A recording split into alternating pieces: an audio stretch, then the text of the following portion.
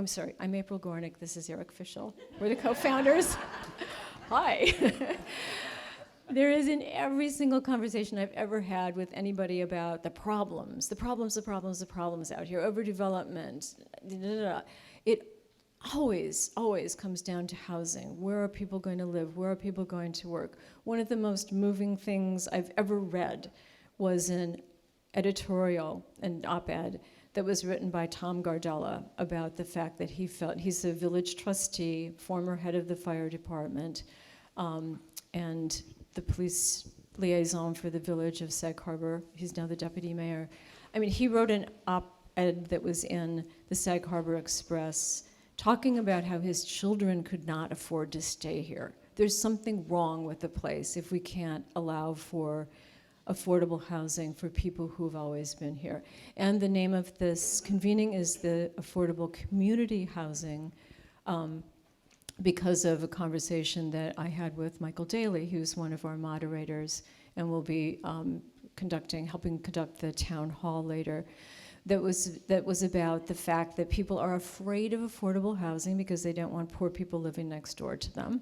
And it's important to know that this is about community housing. It's not a narrow range problem. And that's why we're delighted that we have such an incredible roster of presenters today. We have extraordinary people that represent all facets of this community. And then we also have some further flung people. We're delighted that Ellen Baxter is here from Broadway Housing. And she'll be talking later. So that's your little introduction. We want to thank Community Capital Management and Blue Rider Group at Morgan Stanley. The Blue Rider Group are friends of ours. This is Anna Raganskaya, Dan Desmond is Anna Raganskaya, Dan Desmond, and Mariana McConnell. And they were more than just sponsors. They brainstormed with us. They researched. We got deeply, deeply, deeply into this as a nationwide problem. And I'm very, very grateful for them being the people that they are, the really big-hearted people that they are. I also want to thank our sponsors, Harbor Market, for the lovely breakfast, Channing Daughters Winery, which we'll be enjoying later, as well as Wolfer Estate Vineyards, Sylvester Modern General Dreamy Coffee Company is going to keep us awake this afternoon. That's coming later with cookies. And we also have Sherry Sandler, who is a wonderful supporter of this event and who is helping us out with snacks for the reception later. And she cannot be here, sadly, because she has COVID. And then I really want to thank our extraordinary staff. We have just an unbelievable staff here who have worked so hard. Cece Weaver, our deputy director, first and foremost. Talina Mascali, our programming manager, who's also manning the camera back there. And we also have Tom Brokish, our facilities director, who has set this all up. Franklin Keto is at he's our IT guy.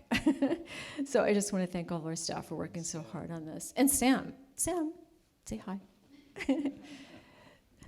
So without further ado, I'd like to play a video that Glenn Furman, a friend of ours, and someone who's been very involved in his various communities, has made for us as a greeting. So we'll begin with that. Then Eric has a few words, and then we'll start.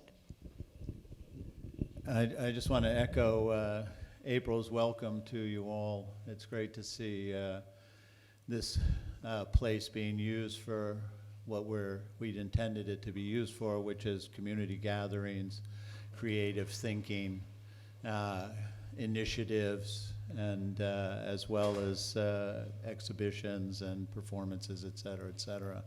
So this is another example of how significant space in a small town can be incredibly productive. I'm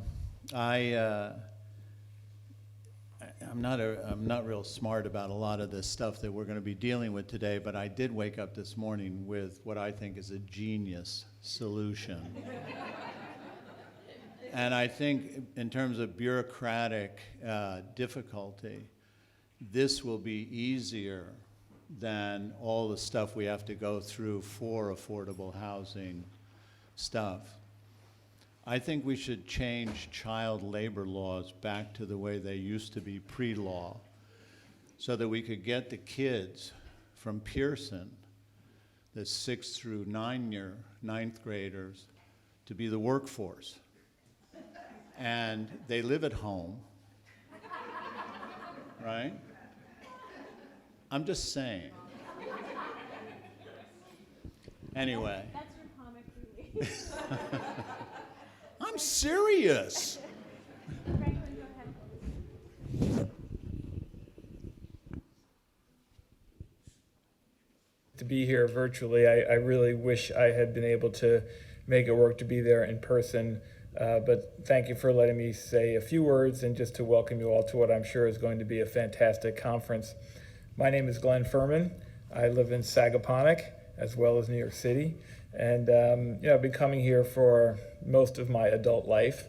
And like many of you, I have definitely seen some pretty aggressive trends that have been taking shape and that this conference is certainly meant to address and hopefully come up with some creative solutions to solve them, or at least alleviate them, to enhance all of our quality of life. I think there is no doubt that the housing situation out here is at crisis levels. We don't need to look very far to go to a restaurant and find that you can't get a table, not because there's no tables available. I've had this happen to me many times where I look around and there's plenty of tables. You can't get a reservation, or you can't eat at one of these restaurants too frequently, not just because there's no room, but there's no staff. They don't have anybody to take your order. They don't have anybody to cook your food. There just isn't the available staff because we live in a landlocked area with incredibly high housing costs. And we see that every day when you're looking at the traffic on the roads to get in here. That's overwhelmingly populated by pickup trucks and others clearly on the way to and from work because they can't afford to live locally. And, for generations, that was not the case. The Hamptons were populated by full-time residents, summer residents, and a large number of families that were raising their families out here, going to the schools out here, patronizing the churches and religious institutions, going to the museums, etc. And just slowly, year after year, they have not been able to keep pace, and certainly the new families that want to work and live out here have not been able to find affordable housing. And many of the housing places have evolved to summer houses or others at very high levels just because the property values have gotten so high. We are not the only community in the world that has faced this problem, and you can look to places like Aspen that have very similar situations, and many others who have worked diligently and productively with the many parts of the community to really come up with some creative solutions. And I certainly hope that is something that we can do here in the Hamptons. I have a little bit of experience personally with these types of public-private partnerships, and when it works so well. Almost 10 years ago, my wife and I were reading an article in the newspaper when Google first moved to New York City. Google, as a welcome gift, so to speak, provided free Wi-Fi to the entire community around their office building in Chelsea on the west side. And that was a very, very thoughtful thing to do. But when you really think about it, the need of free Wi-Fi on the west side of Manhattan around the Google headquarters is probably the last place in the city that needs free Wi-Fi. And my wife and I read that, and we actually had the idea of providing free Wi-Fi to a community that maybe would have more of a need for it, and that was facing a very acute digital divide at the time. And we cold called the mayor's office and said, we want to provide free Wi-Fi to a large part of Harlem. And really only because Mayor Bloomberg at that time found out about this cold call and immediately got behind it and allowed us to work with the city in an incredibly rapid way because it was coming up to the end of his term. And within a period of less than 1 year from when we made that initial email to a random inbox at the mayor's office, we had fully financed, fully constructed, and fully unveiled a free Wi-Fi network in Harlem covering 95 square blocks of that part of the city. And again, it was a public-private partnership that could only have worked because everybody was rowing in the same direction. Everybody saw the benefit that this could provide. And that is the type of thing that I really hope we can get together here in the Hamptons, because everybody needs and wants a solution. Whether you're a politician, whether you're a full-time resident, whether you're a part-time resident, you understand these are the quality of life for everybody will suffer if we cannot have locally based service workers, locally based people in the community that live and work and shop and go to services and go to the communities, go to the museums. That is going to be necessary for us to have the vibrant community that we all have experienced in the past and that we all want to have for the years ahead.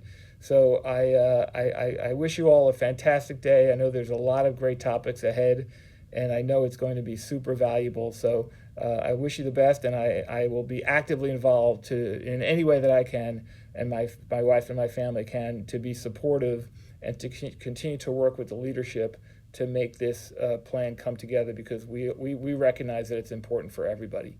Thank you so much, and have a great day. So thank you to Glenn for doing that. I do want to say that he mentions Aspen as a possible model for us. I have to say that's like the least thing that I hope will happen here, because it is two separate communities. The service area has been more or less segregated from the playing grounds of the rich. I don't know how better to say that. But on the other hand, every solution needs to be looked at, and I think that we need to be fair to anyone's interest and enthusiasm about this. I think it's really important that we look at it from all angles, and we're very lucky today to have the people that we have. And speaking of that, our first panel is going to be moderated by Michael Daly, and it includes Bonnie Michelle Cannon, Minerva Perez, and Tommy John Schiavone. Speaking of Tommy John, who is Southampton town council person, we're very lucky to have a good representation of government officials with us, and we're so grateful for that. So, and community leaders, great community leaders like Bonnie and Minerva. So without further ado.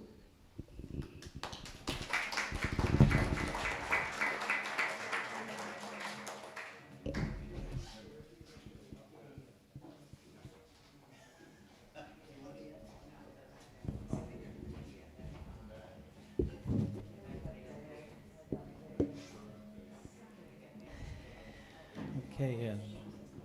As we're playing musical chairs, good morning. Good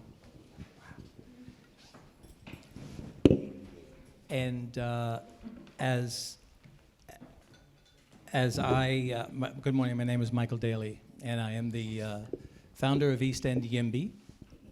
And very often people say, what is a YIMBY?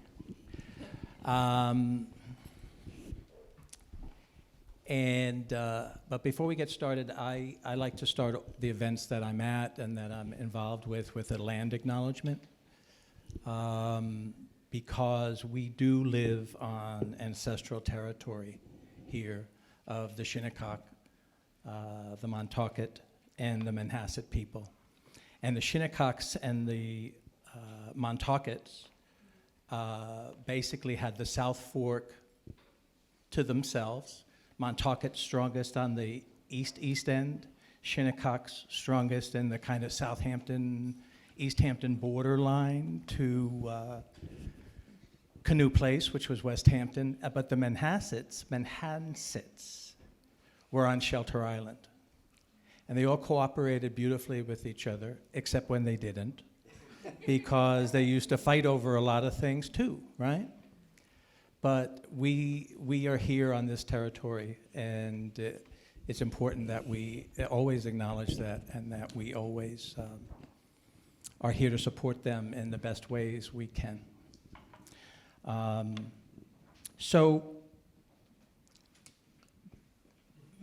Good morning, Bonnie Michelle. Bonnie Michelle is from so many, does so many things in our community. Bridgehampton Child Care and Recreational Center, Southampton, Town of Southampton Housing Authority, and about 100 other things. Minerva Perez, the executive director of OLA, and has been in community service here for most of her adult life, right? Thank you. Well, 20 years. seems like 20 years, okay, yeah, so.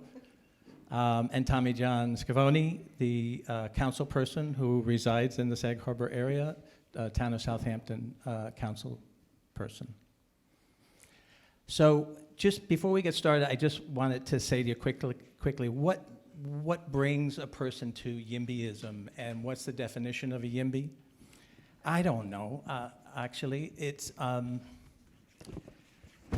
guess what, like the, Trayvon Martin and Michael Brown, those incidents changed my life. They brought me to anti-racism, okay? Otherwise, I was just a nice guy, hanging out, doing my thing, not hurting anybody, but really not doing that much to help anyone. The things that brought me over the edge to YIMBYism were two things. The first one, because I always thought, oh yeah, affordable housing is great and everybody deserves a place to live, and you know what, they'll take care of it. Those town people, village people will take care of it because it's the right thing to do, right? Well, the first shot to the chest was Watch Case Factory, and the fact that no affordable housing truly got created by that, although some money went into a fund, which has been used. The second shot to the chest, to the head for me, was the PDD up in Bridgehampton, okay? And many of you who've been around here for a long time are familiar with it, right? Carol Connor was going to do a PDD, and we developed this PDD plan that was going to allow for mixed use. But the PDD was going to be allowed to create some building zoning uses that were not in the that were not in the original zoning, as long as it had a community benefit. Well, I was like, my God, that's so smart. Good for you guys. Go for it. I can't wait to see it done. And what happened? It got killed. It got killed so bad that the town threw out the entire PDD program because they said, this is ridiculous. We're never going to get a PDD done. And who did it get killed by? It got killed by the NIMBYs. And who didn't it get supported by? It didn't get supported by the YIMBYs because there were no YIMBYs. Well, there were a couple. There were a few people who went to these meetings. So I was like, how could something that makes so much sense? I'm sorry. What is it again, Tommy John? The Planned Development District. A PDD is a planned development district that was a part of Southampton Town Code for many years, where we could actually take areas of land and put zoning requirements and zoning allowances on that particular piece of property. The PDD legislation has been pulled from our code for reasons other than the Bridgehampton Commons. I think it was called, not Bridgehampton Commons, but the Gateway Project. The Gateway Project was the name of it. But that was the PDD, but we still have PRD and other code in the town. So the death of the Gateway Project, which made so much sense and would have provided mixed uses, including affordable housing, got me off my chair. It brought me over the edge to saying, why? And I kicked myself, like, Michael, why weren't you there talking in favor of this? Maybe your voice would have mattered. Maybe there just wasn't enough people yesing it. Because you were sitting at home watching, Shark Tank, eating your chunky monkey, which is my favorite flavor, and you just said, oh yeah, that's gonna be fine, it's gonna happen, because it's the right thing, right? Well, I came to the conclusion that right things don't necessarily happen unless there's enough people there to support them, because we know there's gonna be enough people to try to knock it down when it has to do with affordable housing. So long story short, went up to Cape Cod, attended an affordable housing advocacy training program, got lit, came home, started East End YIMBY in 2017. And it's been a battle, a battle ever since. Thank God it's my natural tendency to smile, because I've been writing manifestos, I've been doing all sorts of things. And our first, and I'll end my introduction, thank you for indulging me, with our first post on our East End YIMBY. For YIMBYism to grow as strong as NIMBYism, there would have to be locals showing up at public hearings all over saying yes, just as much more than there are advocates, NIMBYs showing up and saying no. I wrote that a little better than I said it, but the problem is, in order for, a YIMBY has to take action, not just sit back and say, yeah, right, that's a good thing. So, Bonnie Michelle Cannon, when was your, I know it was a long time before mine, when was your tipping point on recognizing that housing was a very serious issue for this community, and what brought you to that point? Wow. Probably, I would say after leaving here and then coming back home. So that was probably in the 90s, several years ago. I was one of the trustees in the Village of Southampton. I did a 3-year term there. And being there in the Village of Southampton and hearing from the community, living in the community as well, and seeing the change of my community, which was an all black community, and seeing people to leave the community, seeing a lot of my friends and things that have lived here for many years. They went away to school, and a lot of them they're not able to come back. That was, that you started seeing those changes. And then just people always coming to you, asking you, do you have a place to rent? Where can I live? Do you know of anything? So to answer your question, a long time ago, being born and raised here, and I am now, at least about 30 or 40 years, I would say, ago, that I noticed that there was a change. Thanks. Minerva, when did housing become enough of an issue, enough of an awareness to you that you actually started to take action on it? I would say that moving out here was more around 2002, but I started working with the retreat, and I was the retreat's domestic violence shelter director for about 6 years. And during that time, having the shelter as a critical spot for, it was mainly women and their children, to get safe and help break that cycle of domestic violence. Well, they had to find a place to live. They were starting from scratch. They were from Long Island, also mainly.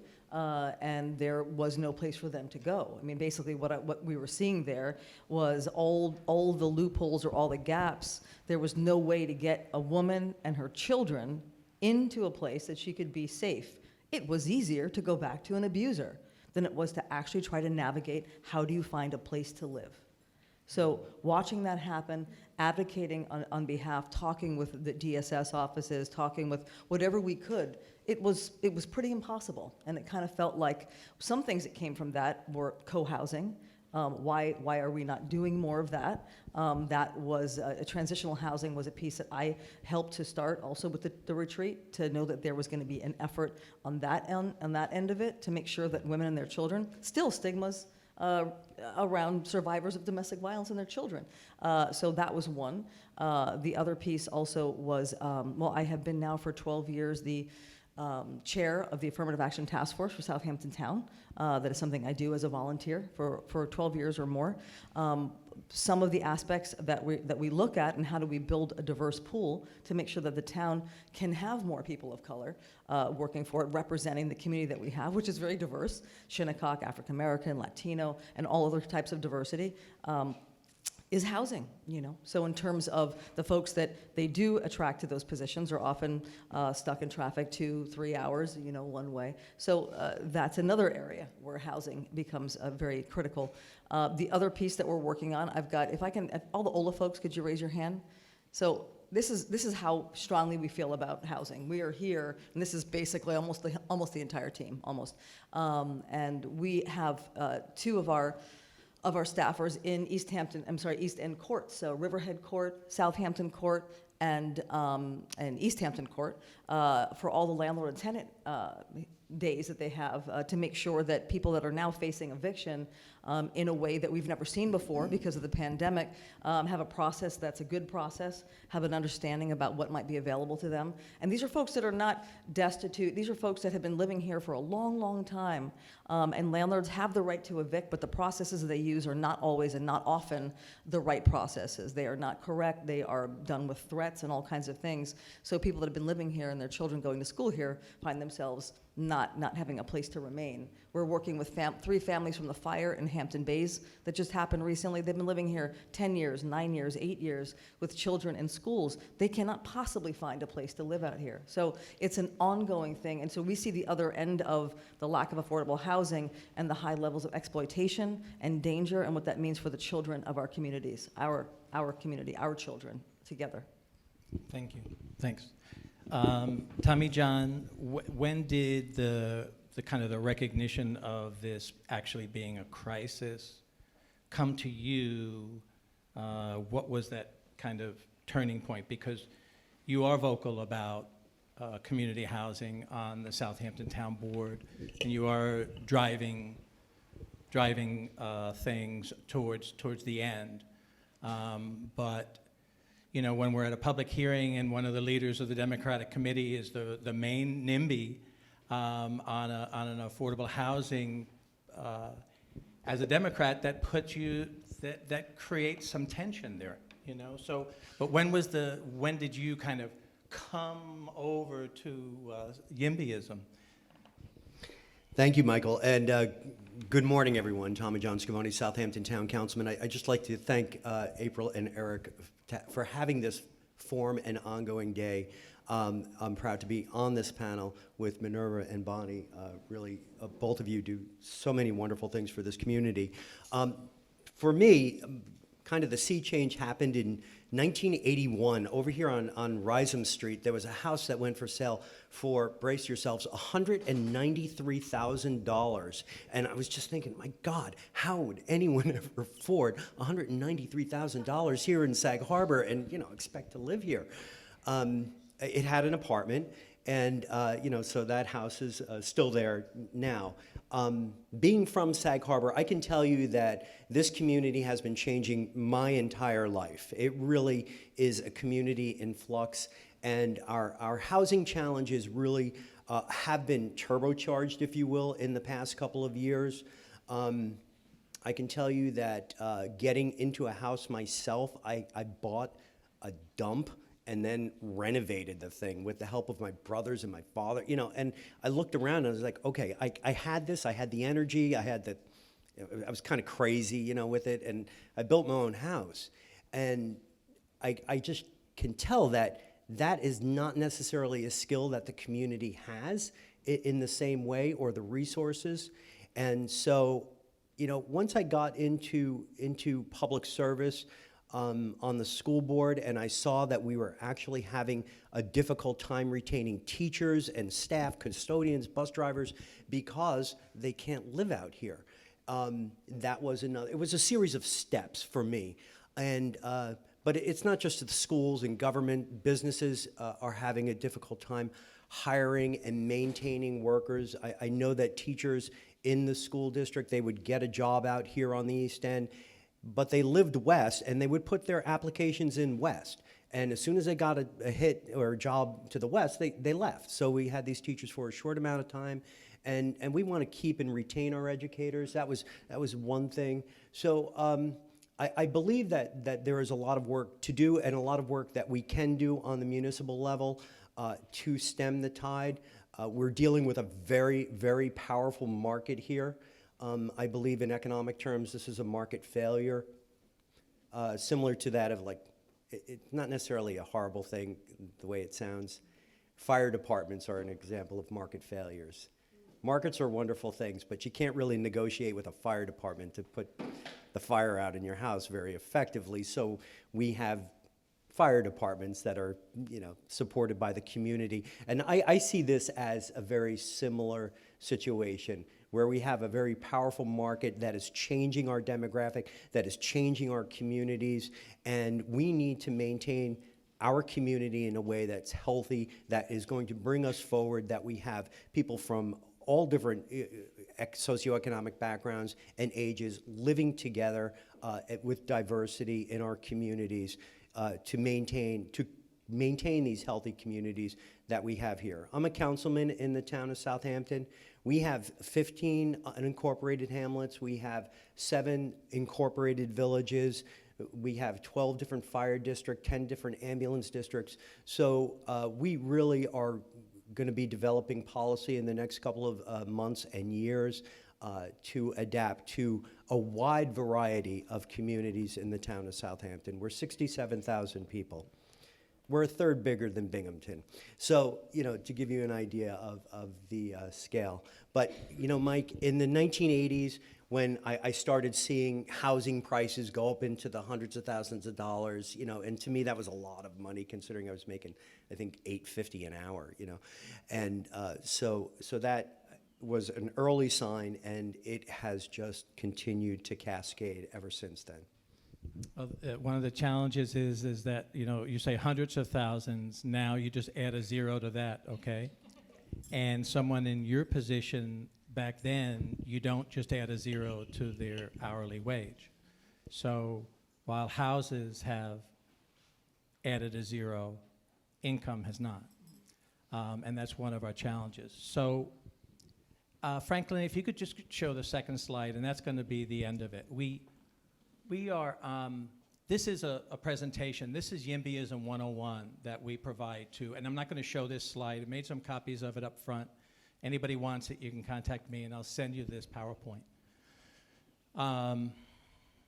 But East End YIMBY is focused on doing the research because affordable housing is such a complicated issue. It's been made complicated by the same people who came up with all these land contracts and land deals and all sorts of land deeds and weeds and creeds and blah, blah, blah to justify, basically taking the land from the natives, right? It's like, oh no, we got a deed here and you signed this. Well, what did I sign? You signed it. And we now have a deed. So, land ownership is so powerful in our country. And it makes the landowners and the property owners really the first-class citizens. Everybody else, if you're not a landowner, if you're not a secure homeowner in our communities, you're a second-class citizen. You're a renter, you're a second-class citizen. And God help you if you were a second-class citizen before that became self-evident, because now you're a third or fourth-class citizen, right? So we're focused on doing the research and educating local people around what the solutions could be. And we're focused on supporting local, place-based, which means there's not big apartment buildings going up everywhere. Place-based means what could work in this environment? Is it accessory apartments that might help? I went, as Terry and Chris will tell you, I went before the North Haven Board of Trustees, and I was scared to death to do it because I was like, they might hurt me. And they didn't. They didn't, but I was so intimidated at coming to my own trustees and saying, you know what? North Haven is a bedroom community of Sag Harbor. We benefit so greatly from that. We should be providing accessory apartments widely in our village for local people, local families, blah, blah, blah. It was so intimidating because it's such a complex subject. So we want to help support place-based, appropriately sized, whether it's accessory apartments, duplexes, triplexes, small apartment buildings, and where appropriate, large apartment buildings in those areas that have been masked off by people to pretend like they don't exist.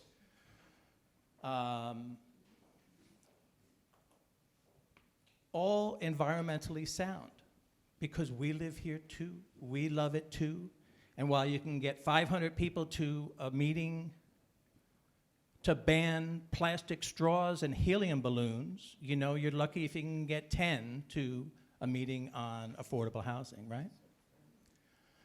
So today's entire event is about solutions. Because we've all been to enough rubber chicken lunches talking about affordable housing over the last 10 years. And after a while, it's like, wah, wah, wah, wah, wah, wah, wah, wah. Isn't that too bad? Now let me go home. And there's very little follow-up. So, Bonnie, what do you see as some of the solutions to our crisis that either you are working on or advocating for? Okay. Can everybody Yeah, we can. Can everybody hear me? Okay. All right. Well, one of the things that I want to say is that the first thing, and I don't know, I'm going to try to get it because I got a lot to say. Go. Okay. You're probably going to have to stop me. All right. But first of all, you know, one of the things that we have to do is to be honest about the situation. We have to, number one, get involved. Everyone needs to get involved. I am a YIMBY, so I join a lot of organizations because I want to be in the know and I want to hear what's going on and I want to know what's going on, especially as it pertains to housing and affordable housing. But when you talk about affordable housing, you have to look at it from a holistic view. You can't just say affordable housing.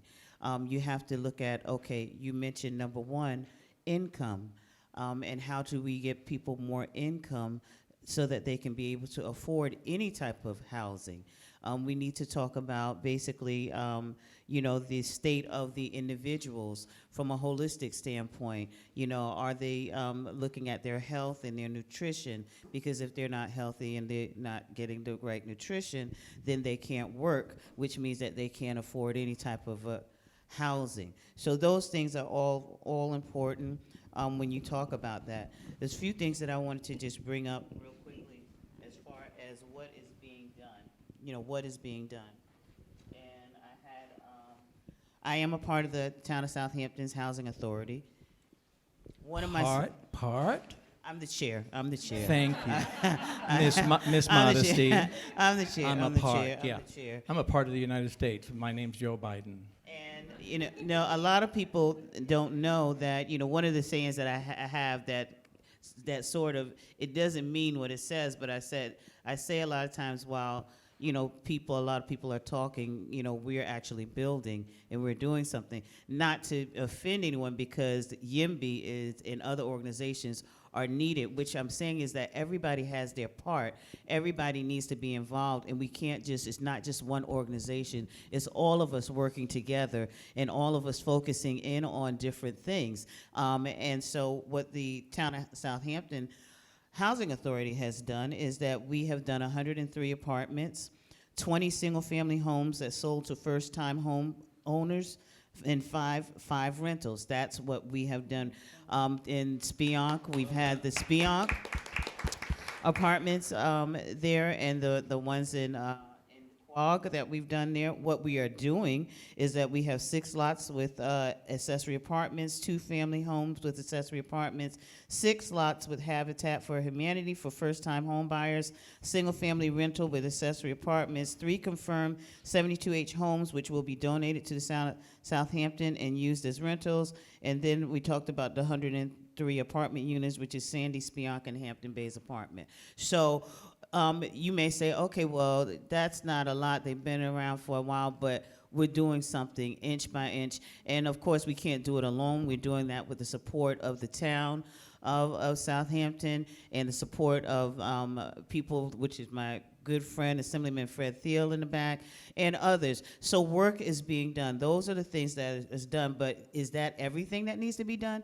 No, that just basically we need to keep moving and keep going. So my hat, that's my hat from the Town of Southampton Housing Authority. But from the Bridgehampton Child Care and Recreational Center, where I'm the executive director, the other thing that we're doing is that we're getting people ready for these affordable housing units and what's being done. We have a Teach Me How to Fish workforce training initiative whereby we're getting individuals trained to be software engineer developers. We're looking at the trades. How many people know about what just happened over in East Hampton with the offshore wind and what they did there? And I think that's the first project that they're doing there over in East Hampton with offshore wind. Do we have any of our young people? I mean, you made light of getting our young people involved in working, but how are we getting them involved for apprenticeships and so that they can get these jobs that are coming for the offshore winds with the turbine? Advanced manufacturing is another thing that's coming back here, and that is in demand all over Long Island. We have one of the #1 companies, BAE Systems, and others that are on Long Island. Orsted, Hoagland, they're all coming out here. Are we talking to them about getting people into these positions so they can get apprenticeships? These are not just $18, $19, $20 an hour jobs. These are jobs that are somewhere upwards into the $50,000, $60,000 a year. So are we setting our community up for individuals to be with that? Someone talked about not having people in the restaurants for the wait staff, and the staff's not there. Are we getting any of our individuals into Suffolk Community College, into the culinary department there, so that they can become professionals in those types of areas, and they can be right here working? Entrepreneurship. How many we have landscapers? How many of them here are minority women business enterprise certified? Are we getting them MWBE certified so that they can not only have the contracts here, but they can be ready for landscaping certifications with the government and be able to get those contracts, which will give them income so that they can be able to stay on Long Island? We could not find a landscaper, an MWBE landscaper, for the new building that we have in Bridgehampton, a $90,000 contract, and I could not give it to one landscaper here that lives here that I wanted to because they weren't MWBE certified. So what are the things that when you're talking about it, you can't just look at it from, okay, we just want to build these houses, but we have to make people ready for it. Financial literacy. Are they able to go to get a loan? You know, how are we getting people ready for that? We're doing financial literacy at the Bridgehampton Child Care and Recreational Center so that people will be able to get their credit straight so that they can be able to afford. So all of this is holistic. So if you want to talk about affordable housing, you can't just talk about that without talking about all of these other holistic things, wraparound services that are needed for the entire community and for these individuals which we serve, both serve marginalized individuals. We got to start looking at those types of things as well, and not just that. And then we got to be involved. We can't just look for one organization to do it. It'll take all of us coming together to do it together and to be honest about it. In the government, we work with the county right now on a blended model where we got individuals working, getting trained with Microsoft Excel and Word and Access so that they could work in different places. We placed somebody, they trained, they placed in the village of Southampton. That person, young person, is now working. They hired her. Now we have her looking at civil service jobs. Things of that sort. So you got to go, and then you have to go outside of the box and be creative. Going outside of the box and be creative and being open to any and everything, but look at it from a holistic approach. I'm going to stop. I could go on. Thank you, Bonnie. Thank you. Boy, I'm glad I'm not following that. Okay. But I have no fear that Minerva could speak as passionately and as much about the projects. So I'll repeat the question. What do you see as the solutions? Today we're focused on solutions. What are the solutions? What are you advocating for? And what are you actively involved in around solutions to our housing crisis? Okay, thank you. And thank you, Bonnie Michelle, for that. But seriously, it's a pleasure and an honor to work with you in whatever capacity, but you're getting things done, which is really important. Amen. To make sure that people understand how much you're getting done. I think from the work that we're doing with OLA, well, I'll start with that. I think the holistic approach and the acknowledgement of that has to be said and said again and again. I mean, we are doing work right now with scholarships and teen empowerment workshops and working with schools and trying to build up some of the deficit. I mean, we've been a growing and changing demographic. Didn't happen overnight, didn't happen 10 years. It's been 30 years or more that our demographic has been changing to include upwards of 45% Latino student body across our East End. That's 24 school districts across our East End. And what hasn't really kept pace in the right way has been all the elements around different institutions, education, law enforcement in terms of, and municipalities in terms of recruitment, in terms of having diversity within those institutions and showing our young people what career paths could be. We've got a lot to dig out of, and Ola is down for that job. Of course, we do need support for that, but it all kind of comes together. I think two things that I do want to say is that this challenge of affordable housing, while it is very complicated and it has been made to be so, I think part of our job, Ola's job, is to help join, be part of coalitions. Ian Wilder is with us today. He's the executive director of Long Island Housing Services, a lawyer and just a brainiac on all the different ways that we can make affordable housing happen. He's got a bunch of answers, so he is a colleague and a friend.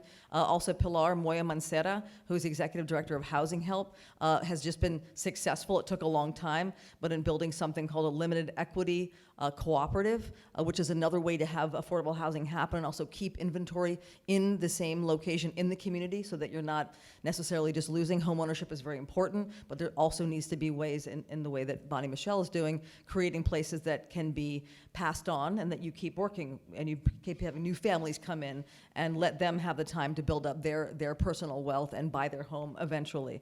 But the other good news is that we've been able to hire on Christine Viglia.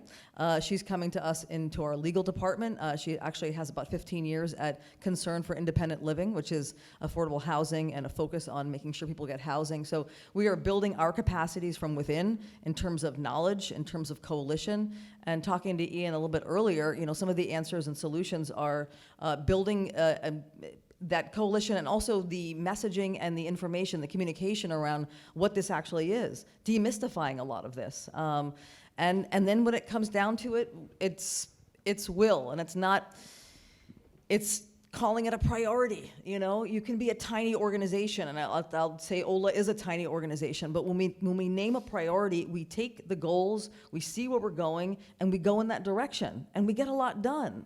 If you call it a priority and say, yes, this is absolutely needed right now, even the minds in this room could get it done. We could get it done. Just us, including you. And Fred, but we could, and so it can feel overwhelming. It can feel like we don't have enough of. I'm not an expert on this. I'm not an expert. I can't do anything. Well, Michael, as you said, you went in front of that board in North Haven. You felt like you had to be an expert. I'm not saying you just talk off the top of your head, because you don't. You do the research. But if you're starting from that position of this means something to me. I'm a homeowner in Sag Harbor. I'm a mom who had to rent out here for a while. Every year, I think I moved 2 or 3 times. My daughter had to go through that as well. So it's something that we bring to the table, and that we say it's a priority, and we do it. And all of the other stuff, and we have to help our elected officials along the way as well. It can be very difficult, but we are electing them for a reason. And we want to get behind there, get to those meetings where we have the NIMBYs there, and we've got to be there with the voice of the proactive and the positive voice. And we can do all those things. So the solutions are there. It is complicated, but it's not too complicated to be done. I know that models like Patchogue, maybe they don't, get everyone all excited. They get me excited. I love going to Patchogue. It's a thriving downtown area. There are places to live. There are it's safe. It's great. Doesn't mean it's for every single township and hamlet, but there are models that we have on Long Island that are working, that do allow diversity, do allow lots and lots of businesses and minority-owned businesses to thrive as well. So there are solutions. We need to be the solution and stand for it. Yeah, just to Amen. And there's some statistics that I had brought that, living with children living with their mothers only. About 7.6 million children lived with their mothers only in 1968. compared to 15.3 million today. That's basically what we're looking at, you know, in our households. So you have one parent that's living there with only, you know, enough income before that one parent and the child. And we're saying we have all this, you know, we're looking at the affordable housing, but this is something, you know, they have to have the income. Poverty in Long Island for a family of four is about $49,000. You know, so you know we have to do something as it pertains to that. And then the other statistic that we need to look at is tracking the job losses for mothers of school-age children during a health crisis. A lot of mothers have lost their jobs because there's no child care. And so child care is another issue that needs to be looked at, because again, if you have the affordable housing, they have to be able to afford. They can't just stay there for free, and you know, they have to be able to afford it. And all the models, I mean, any model that is available, we need to be looking at it, and it's a good model. You need accessory apartments, what they're doing in Patchogue, you know, bringing in the sewer district. Everything needs to be looked at, and everything needs to be done. And we need to look outside of the box, and we need to look at these plots of lands that are here vacantly. I don't know if anything can be done with the preserved land and make it unpreserved again, or to take some of the CPF funding and take that and put it toward housing. And then we need to make sure that the funding that is done, that the funding goes in the right places, that you give to funding to the folks that are going to make something happen. And sometimes, you know, sometimes you have to take the government out of it, and maybe you need to work with some of the community-based organizations that are making things, you know, happen, that don't have that many strings or whatever. I'm just saying, you know, all of it, everything needs to happen, but we need to make sure that where we're putting our monies and where we're putting our funding, that we put it where you know, it can't be held up, and we can make things happen. We all need to work together and make it happen. Thanks, Bonnie. And Franklin, could you just go to the next slide? And one of the things you're talking about, CPF funds being used for housing. A lot of people have talked about that. You'll see on the front desk there, and we're probably not going to get into it deeply, although we're starting to at the moment. Is the Peconic Bay Community Housing Fund that will be coming up in at least several of the East End towns. A bill that was introduced by Assemblyman Fred Thiel, who's here and will be speaking shortly. And that is to adjust the tax at during a purchase from 2.5% with a certain threshold. Transfer tax. A transfer tax from 2%, which it is now for conservation and open space funds, to 2.5%. And it's explained on that form, and I'm sure Fred will speak about it when he's here. But we are forming a coalition, and actually, Bonnie and Michelle, you have already joined the coalition, as well as Minerva from OLA, as well as Liz from Shelter for All. Any other members of the coalition here, as well as Sarah from Shelter Island? Maria, it's a brand new coalition in formation to support the passage of the Peconic Bay Community Housing Fund in a referendum coming up this November. And you'll be hearing and seeing more about it. So, if I could, Mike, I'd like to comment on what Please. an earlier question. It didn't get around to me. and then I have a question for you. Sure. Oh, well then. Go ahead. No, please Fire comment. away. Comment. Go ahead. Well, the question was, you know, what can we do about housing here on the South Fork of Long Island? And you touched on it. There's a slide here. I haven't read this slide, but the Community Housing Fund is something that citizens can act upon this year. Mike had mentioned that there was legislation passed in Albany, signed by the governor, to create an additional 0.5% transfer tax on homes that are sold that could go to the towns for various housing programs. And that is going to be put out for a public referendum this fall, November 8th. You will have the opportunity to support that. I'm asking you to support it. Whether you live in the town of East Hampton, Shelter Island, Southold, or Southampton, all of these towns most likely will be having this on the ballot. I know our Assemblyman is going to be speaking about this in greater detail later. This particular law, which is, it kind of has now passed to the towns. We have to develop our housing plans. For our comprehensive plan, we have to update it. In the town of Southampton, we are updating our plan. We're going to be having a work session tomorrow and public sessions through the month of June on various legislation for this transfer tax, transfer fee, and our housing program. So there is something that you can do, which is support this effort. Once this is in place, we are going to be creating a committee of community members from various aspects of the real estate community, including construction and advocacy and lawmaking, and we have a member from the Shinnecock, who are going to be developing further how this fund is going to be used. But this is going to be a sea change in this community. It's going to give the towns a real funding mechanism to address this situation. And this is a dire situation. Our community's changing well, in my life, I said, you know, it's changing in slow motion, but it's not so slow anymore.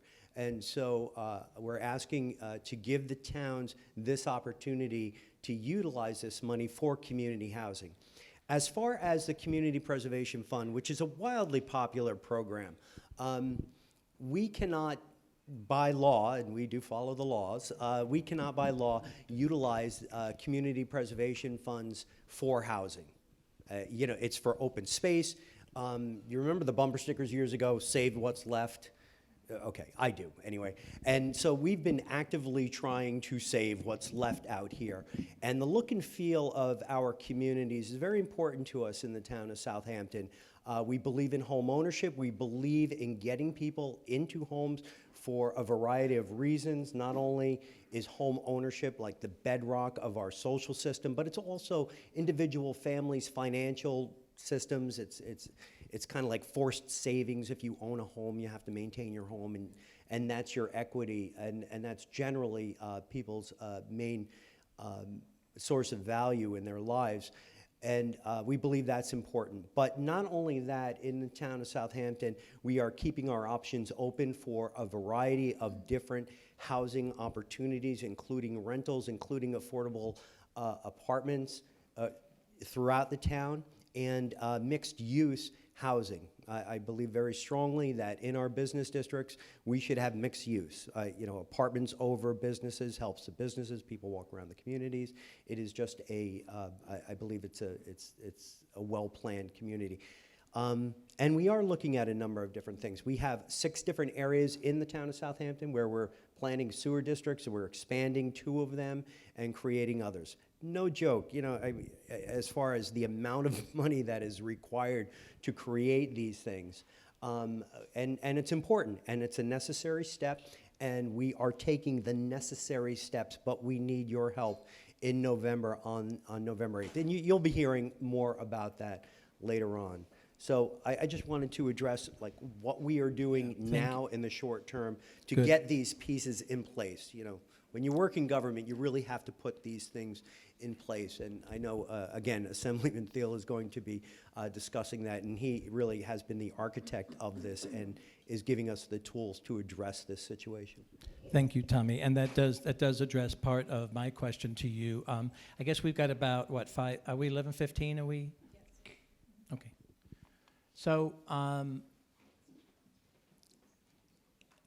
another part of our vision is that every township, village, and hamlet does their part.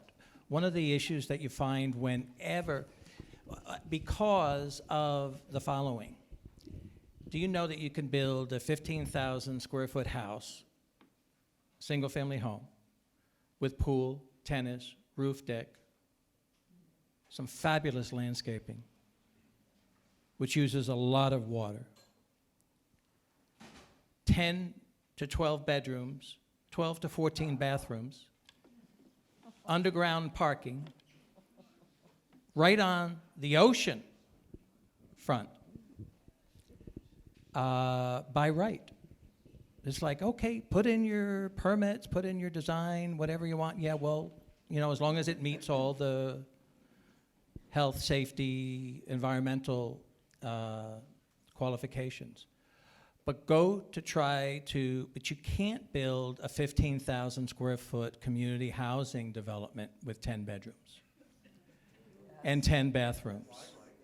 And because that has been zoned to become a special exception permit in our communities that requires a politicized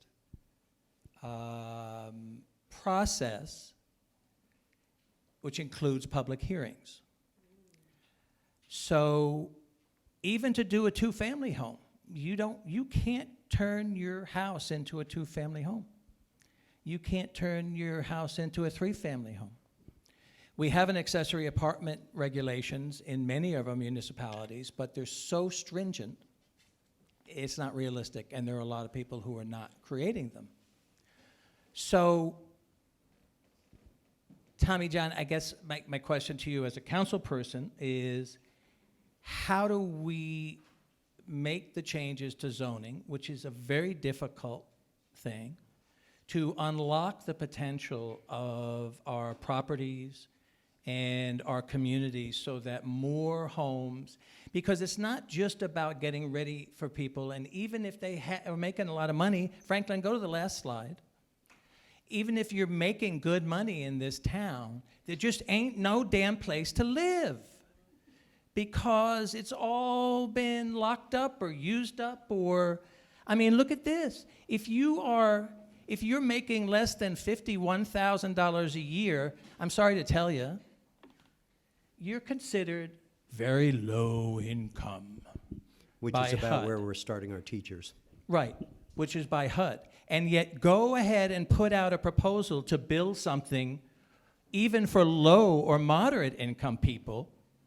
And you know what? They're coming out the box, I'm telling you. You come to that public meeting just for the entertainment value. But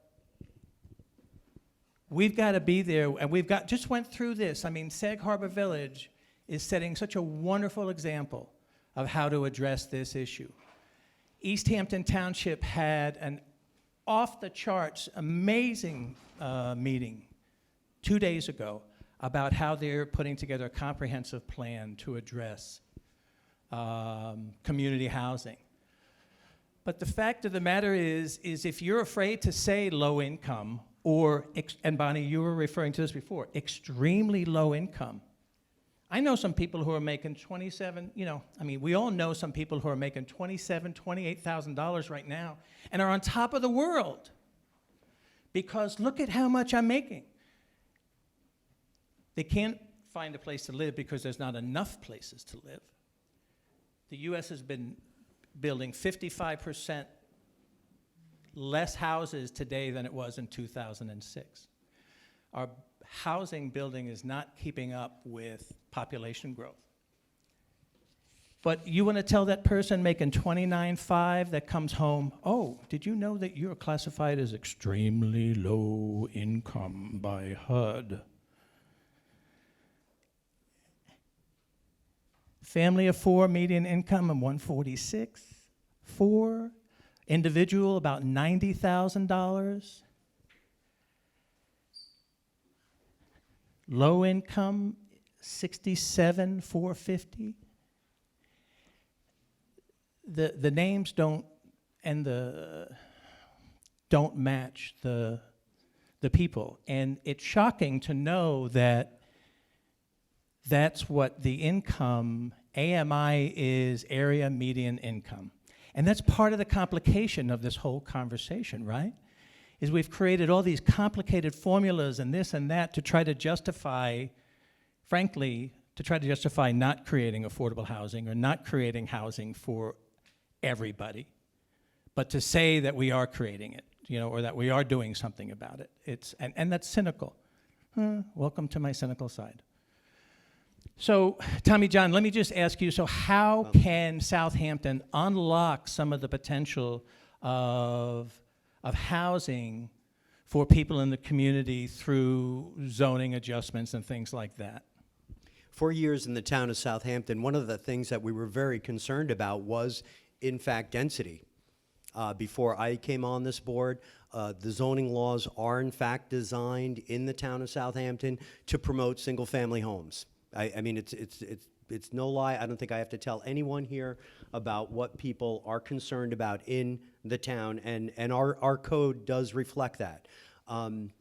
We are going to be making some changes to our code, but make no mistake, that is a very, very strong sentiment in our communities. It's the look and the feel of our communities. It's something that cannot be ignored, I believe, and certainly as a councilman, I can't ignore that as well. But I said earlier that I believe accessory apartments are something that could be done on the outset, and also mixed-use zoning in various parts of the town.